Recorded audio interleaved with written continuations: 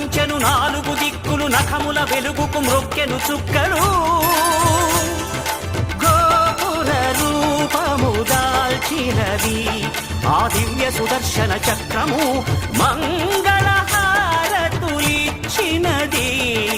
మహాకాల చక్రము